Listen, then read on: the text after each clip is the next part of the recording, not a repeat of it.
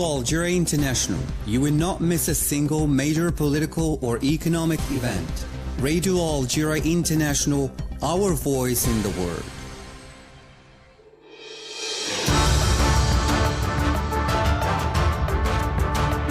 This is the English service of Radio Algeria International. It's time for the news. The Minister of Foreign Affairs in the National Community Abroad, Ahmed Attaf, has praised the consensus of the African-Korean side on promoting their partnership at the African-Korea Summit.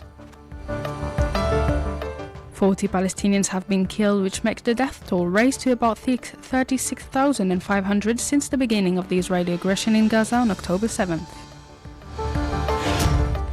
In Mexico, Claudia Sheinbaum has been elected as Mexico's first woman president in a historic landslide win, with preliminary results showing a win of 60% of the vote in yesterday's election.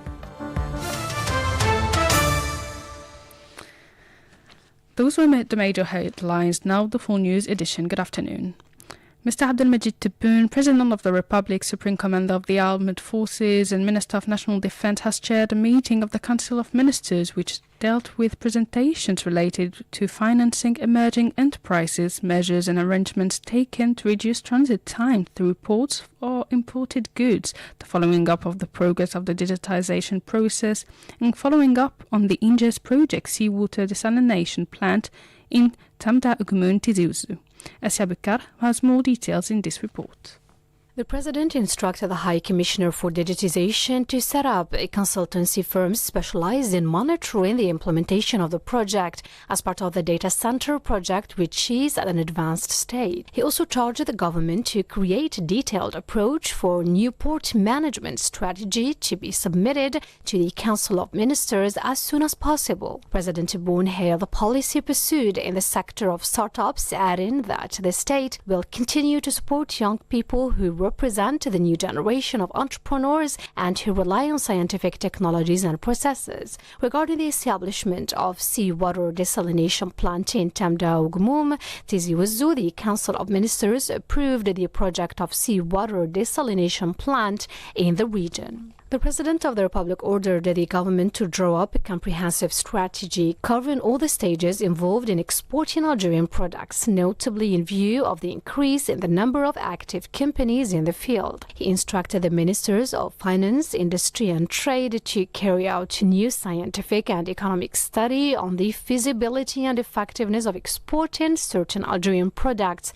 emphasizing the state's primary aim in encouraging exports of Algerian products, which was to support the national economy, generate additional foreign currency resources, and balance trade. The Council of Ministers also approved a number of decrees making appointments to senior government posts.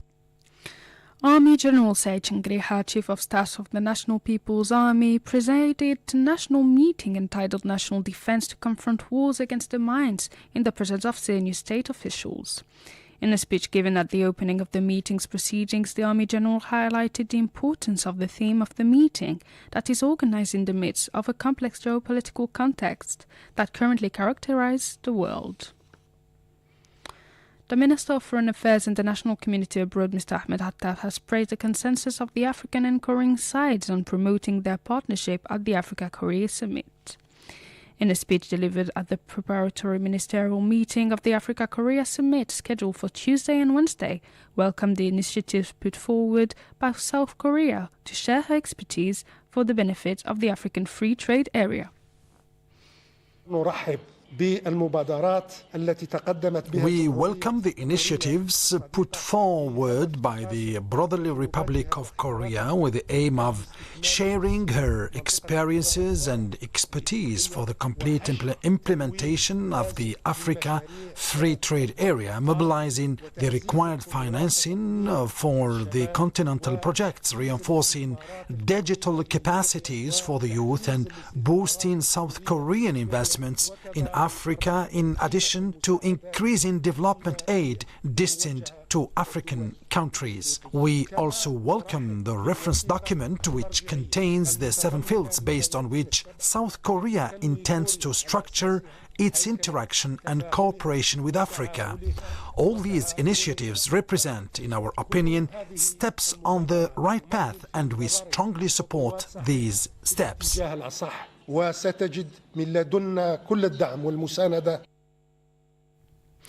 He also praised the draft document submitted by South Korea, stressing that they aim to strengthen cooperation in the economic, political and social-cultural fields. أكثر ما يستحق الثناء والإشادة في هذه الوثيقة هو What deserves praise in this document is its adherence to the principle of Africa's right to build in her present and future. The fact that it takes into account particular circumstances to which the countries and peoples of our continent are faced, and its support for the development solutions that emanate from the African Union's 2063 agenda. I also welcome the consensus of the African and Korean sides on promoting their partnership to the level of this summit. This reflects our collective attachment to this partnership, established for nearly 2 decades, and we are satisfied at the outcome obtained in the framework of this partnership. وعلى قناعتنا بالنتائج التي تم تحقيقها في إطارها. Earlier, Foreign Minister Ahmed Hattaf held bilateral talks with his Mauritanian counterpart, Mr. Mohamed Salem Ould Merzouk, whose country chairs the summit's work equally with the Republic of South Korea, as he currently ensures the presidency of the African Union. The Minister of Energy and Mines, Mohamed Arkab, has participated via video conference held in Riyadh, Saudi Arabia, in the 188th meeting of the Conference of the Organization of the Petroleum Exporting Countries, OPEC, the 54th meeting of the Joint Ministerial Monitoring Committee, GMMC, and the 37th OPEC and non-OPEC ministerial meeting, OPEC+. During the meetings, the ministers in charge of oil and representatives of the signatory countries of the Declaration of Cooperation OPEC+ exchanged points of views on the current situation of the international oil market and its prospects for development in the short term. The global economic situation remains uncertain as to its evolution in the short term due to, in particular, to stagnant growth in industrialized countries and moderate economic growth in many emerging countries. This came as global oil demand shows signs of slowdown due to the economic growth uncertainties in several regions. At the end of the discussion, it became clear that the decisions taken collectively and individually to adjust the OPEC+ production countries in recent years have been beneficial, showing their effectiveness in achieving balance and stability of the market. Furthermore, Mr. Arkab also participated in a coordination meeting held in Riyadh, bringing together OPEC+ countries voluntarily making additional cuts in their production. At the end of the discussion, the energy ministers of Algeria, Saudi Arabia, the United Arab Emirates, Iraq, Kazakhstan, Kuwait, Oman and Russia decided to continue voluntary production reductions until the end of 2025. On the sideline of the OPEC+ meeting, Mr. Arkab met with the Saudi Minister of Energy, Prince Abdulaziz bin Salman, to discuss ways to strengthen bilateral relations between the two countries in the energy sector, particularly in terms of exchange of experiences and promotions of investments. Mr. Arkab also held discussion on issues of common interest with several ministers present in Riyadh, including the Russian and Iraqi deputy prime ministers, as well as the oil minister of Kazakhstan and Kuwait. More than 100,000 candidates started sitting the June 2024 session of the middle school final exams at 340 examination centres nationwide. The Minister of Education, Mr. Abdel Hakim Belabed, kicked off the national examination at the Shahid Mohammed Tahir Bishainia High School in the eastern province of Al-Tarf.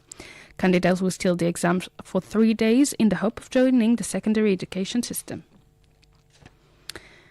You're still listening to Radio Algeria International. In an unprecedented step taken since the start of academic normalization in February 2021 between Morocco and the Israeli occupation, members of the faculty and administrative staff at the University of Tétouan, northern Morocco, have submitted a petition to its president demanding the cancellation of a partnership agreement with the Zionist University and the cessation of all forms of normalization with the Israeli occupying entity and all its affiliated university institutions.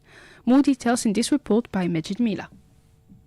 The petition was signed by more than 600 professors and employees working in 12 institutions affiliated with the aforementioned university, with the demand to cancel the partnership agreement with the Zionist university is expected to be included in the agenda of the next University Council. The initiative comes as a step in solidarity with the Palestinian people against the crimes of genocide and crimes against humanity that they have been subjected to for 8 months. Meanwhile, the head of the Foreign Relations Office of the Moroccan Justice and Charity Group, Mohammed Hamdawi, affirmed that Morocco must listen to the cause of protests and stop all normalization agreements that harm the country, adding that Morocco's position is a harmful position that does not represent the people who are demanding the expulsion of the Zionists from the kingdom. In a speech he delivered during a protest organized by the Moroccan Front to support Palestine and denounced normalization, he said,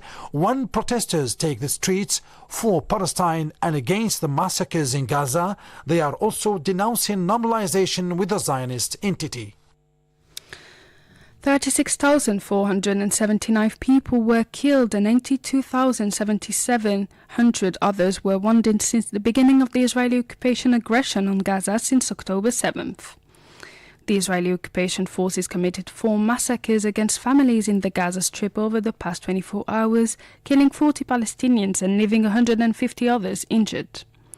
The number of victims is expected to increase further as rescue and emergency teams face challenges in accessing the affected area, with hundreds more feared buried under the rubble of destroyed buildings.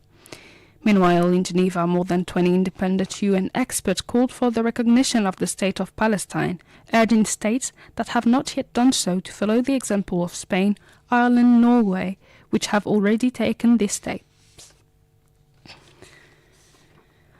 Ali Bagheri Kani, Iran's acting foreign minister, and his Turkish counterpart Ken Fidan have called on Muslim states to do their utmost to support the Palestinians and put an end to the crimes perpetrated by the Zionist entity in the Gaza Strip. More details in this report by Majid Mila. A statement released by the Iranian Ministry of Foreign Affairs indicated that in a telephone conversation the two sides discussed the latest developments in Gaza, particularly in the city of Rafah in the far south of the Gaza Strip. The Iranian foreign minister condemned the crimes committed by the Zionist entity against innocent civilians in Gaza and denounced the closure of land crossing outlets and the blocking of aid trucks intended for the ravaged enclave. He called for greater cooperation among Muslim states to support the oppressed Gaza people, adding that Muslim countries should not neglect any opportunity to support the Palestinians. The Turkish Minister of Foreign Affairs, for his part, called for a better coordination between Muslim states on the Palestinians issue. He welcomed Iran's proposal to convene an extraordinary meeting of the Organization of Islamic Cooperation, affirming that the continued consultations between Ankara and Tehran on the situation in Gaza and other bilateral and regional issues were very fruitful. The Maldivian authorities have decided, as part of a national action of solidarity with Palestine, to ban Israeli nationals from entering the country. A statement issued by the Maldivian presidency said that they have decided to impose a ban on Israeli passport holders, adding that President Muizzu also decided on a national fundraising campaign entitled The Maldivians in Solidarity with Palestine. The Maldivian authorities' statement comes in the midst of international solidarity with the Palestinian cause, marked in particular by the recognition by several countries of the Palestinian state and the pro-Palestinian demonstrations. The National Organization of Algerian Journalists has condemned the constant targeting of journalists in the Gaza Strip by the Israeli occupation, which murdered journalist Hula El-Deldouh on Saturday. In a statement, the organization stressed that by targeting journalists, the Zionist entity was attempting to cover up its crimes and impose a media blackout on the Gaza Strip and Rafah, recalling that 148 journalists have been murdered since the start of the barbaric aggression against the Palestinian enclave. In our special interview with the ambassador to Norway, Teresa Loken-Giziel, she shed light on her country's support for the right of Palestinians to their state, especially with the recognition by Spain, Norway and Ireland of the State of Palestine. So Norway has been a staunch supporter of the Palestinian people since more than 30 years. After the Oslo Agreement, we decided that we were going to recognize Palestine as a state as soon as the two-state solution had been negotiated. And we thought that this will take about a few years. Now it's been 3 decades, and already some time ago the Norwegian government was starting to think that we should change the stance and recognize the state of Palestine. And we were looking for the right moment to do that. And together with Spain and Ireland, we decided last week that in the midst of this terrible war, we need to put more pressure on those forces that do not want a negotiated two-state solution. For more details, stay tuned to listen to the whole interview in a few minutes from now. The Polisario Front representative to the United Nations and coordinator with MINURSO, Mr. Saidi Mohammed Omar, said that the inability of the United Nations to enforce its resolutions has made the conflict drag on for more than 4 decades, making it the longest in the world. Meanwhile, the Polisario Front representative in Australia, Mr. Kamel Fadel, has warned that the forced rescue company to stop its involvement in the plundering of Sahrawi natural resources. The French daily newspaper L'Equipe has reported that more than 80 Sahrawi were reported killed in drones attack carried out by the Moroccan occupation army in the liberated territories of Western Sahara, forcing thousands of Sahrawi Bedouins to leave the area. In Mexico, Claudia Sheinbaum has been elected as Mexico's first woman president in a historic landslide win. Asia Bekar has more. Mexico's official electoral authority said preliminary results showed the 61-year-old former mayor of Mexico City winning between 58% and 60% of the votes in yesterday's election. Ms. Sheinbaum will replace outgoing President Andrés Manuel López Obrador on October 1st. Ms. Sheinbaum, a former energy scientist, has promised continuity, saying that she will continue to build on the advances made by López Obrador for the building on the welfare programs which have made the outgoing president very popular. But in her victory speech, she also highlighted what has set this Mexican election apart from previous ones. Earlier candidate for local election in Western Mexico was murdered hours before opening polling stations. This 35-year-old candidate for local office in the state of Michoacán was shot dead during the night of Saturday near his home. Another candidate for municipal elections was assassinated on Friday in the state of Puebla in central Mexico. That's it for our news bulletin. I invite you now to listen to this special interview compiled and presented by my colleague Asia Bekar with the ambassador to Norway, Theresa Loken Giziel, to shed light on her country's support for the right of the Palestinians. The international event of the week. Hello there and welcome on the waves of Radio Algeria International. We are honored today to have in our studio Her Excellency, the Ambassador of Norway to Algiers, Ms. Theresa Loken Giziel. Your Excellency, welcome on Radio Algeria International. Thank you so much. So, having you with us is a great opportunity to go back on Norway's stance regarding the Palestinian cause. Norway took a big step on the path of justice with other European countries and recognized the state of Palestine. What does this say about Norway's position vis-à-vis the Palestinian issue? So Norway has been a staunch supporter of the Palestinian people since more than 30 years. After the Oslo Agreement, we decided that we were going to recognize Palestine as a state as soon as the two-state solution had been negotiated. And we thought that this will take about a few years. Now it's been 3 decades, and already some time ago the Norwegian government was starting to think that we should change the stance and recognize the state of Palestine. And we were looking for the right moment to do that. And together with Spain and Ireland, we decided last week that in the midst of this terrible war, we need to put more pressure on those forces that do not want a negotiated two-state solution.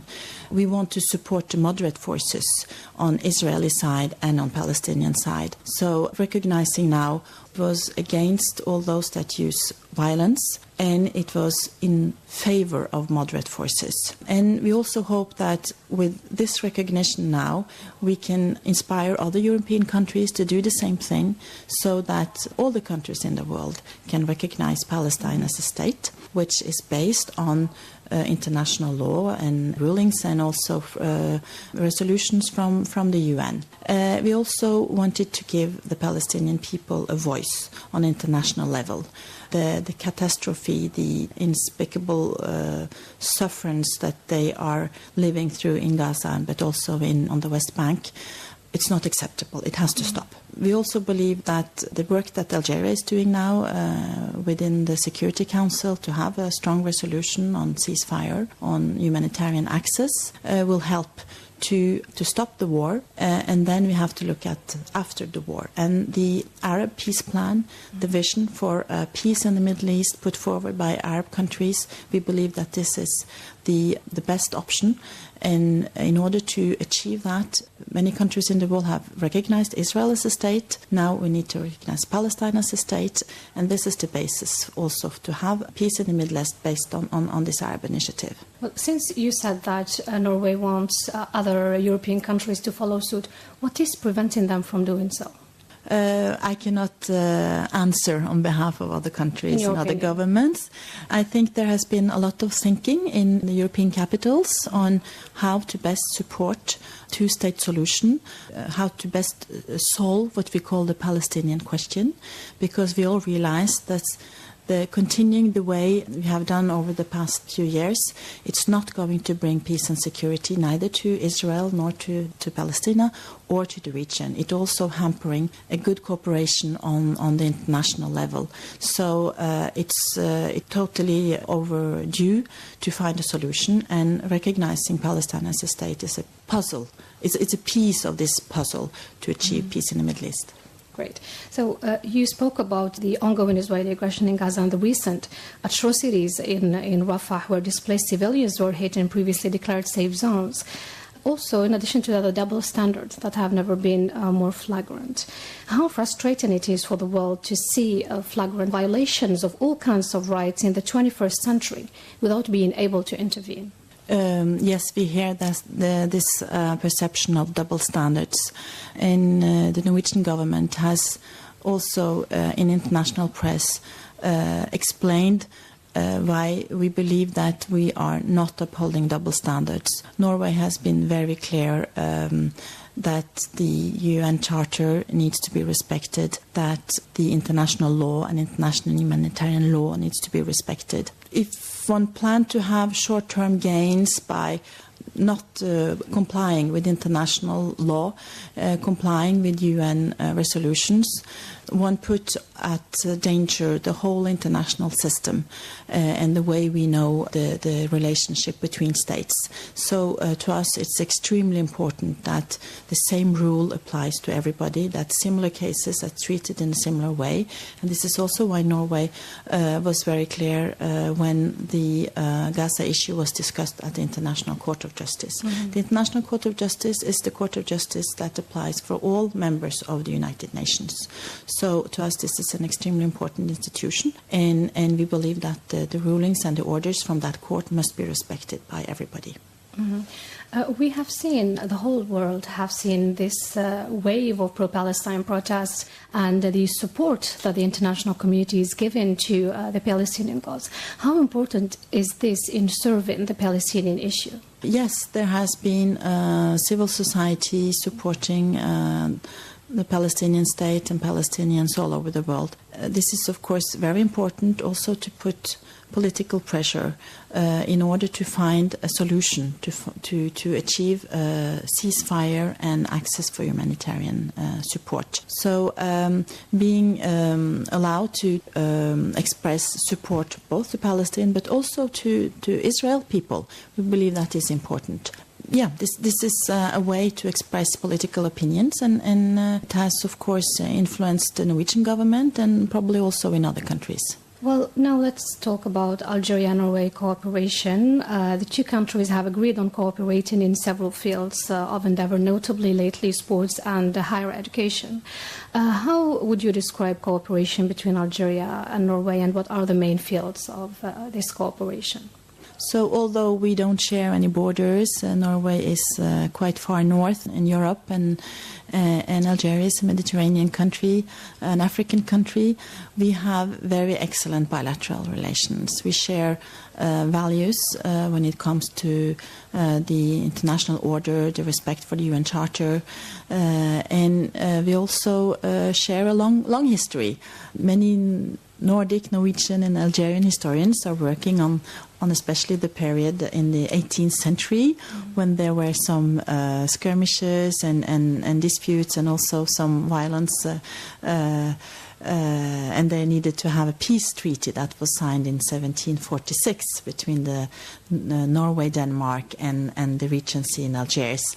And since then we have enjoyed very peaceful and good bilateral relations. So we work also in the economic domain, financial and economic cooperation, and it's especially the Norwegian state-owned energy company Equinor, previously called Statoil.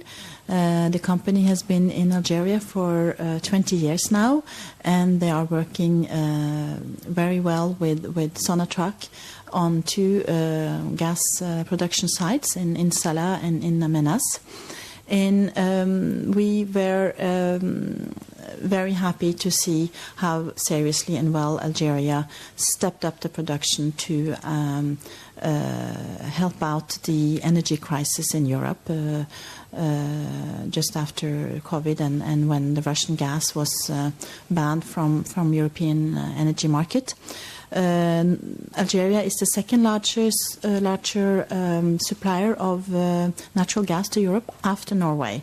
So we have a good cooperation. Norwegian oil and gas comes from below the sea, and in Algeria it comes from the desert areas. But we have a lot of in common, and the energy field is especially important. Also when it comes to how to make sure that natural gas is as clean as possible, that we do the capture and stockage of the emissions, and also other sub-products of the gas production that can be put into another value chain. And this is why there was this MOU also signed between our companies recently. We believe from a Norwegian perspective that the company and the business segment is very important to achieve the energy transition into clean energy production, and also our gas production is part of that. It is also important that the whole kind of spectrum of businesses are as sustainable as possible. So we believe in sustainable development.